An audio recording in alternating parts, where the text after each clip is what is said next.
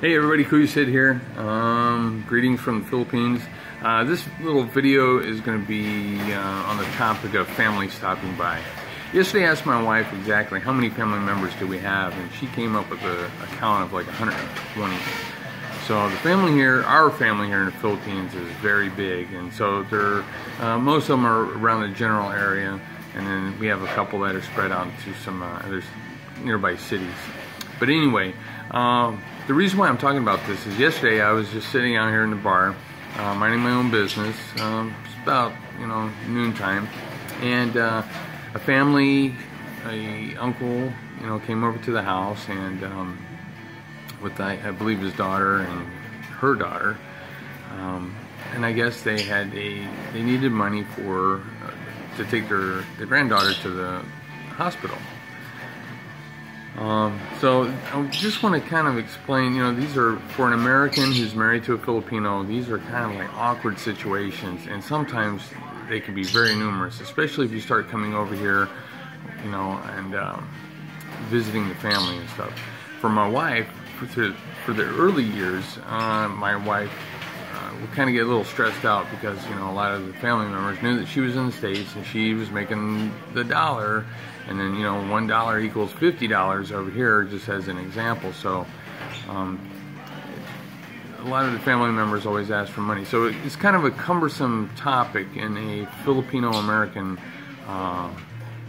relationship. So usually what I do, and this is for the Americans, you know what, just hand it over to the wife and let her handle it. It's the best thing to do. Don't stress about it, let your wife handle it, because if not, you're going to really kind of go crazy on it. You have to remember, and I have to tell myself this a lot of times too, the poverty level over here in the Philippines is quite high.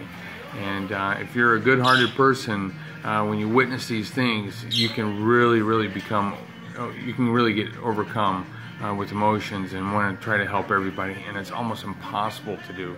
It is impossible to do unless you're, even Bill Gates would have a tough time trying to overcome this issue. So best thing to do is let your wife handle it. Try to stay away, even though you want to help, you want to get involved. I know I'm sure all your intentions mean well, just as mine do, but sometimes it could really start an unnecessary problem. So again, these things happen with all the communications and stuff like that. You think people would kind of text or message, hey, I'm going to stop by, and because I need to talk to you about this. It doesn't really happen. So just be aware that those situations do come up quite a bit, and if you can imagine me with 120 family members, man, it does. In the past it was overwhelming, and you either going to find yourself getting really upset about it, or and you're just going to come to the conclusion, just let the wife handle it, and just don't fall prey to that stuff, and let it ruin your relationship. The wife will know what to do and how to handle it. So again, if you're a Filipino and you're watching this, don't take it the wrong way. Believe me, my intentions are always mean well, but there's just some people out there that just really have hard times understanding these topics. If you have any questions on that, get on Facebook, go to Kuya Nation, look for me and my hat, and then message me. That's probably the easiest way, because I'm having some internet problems here, and so we can personally talk about it and not let the world know.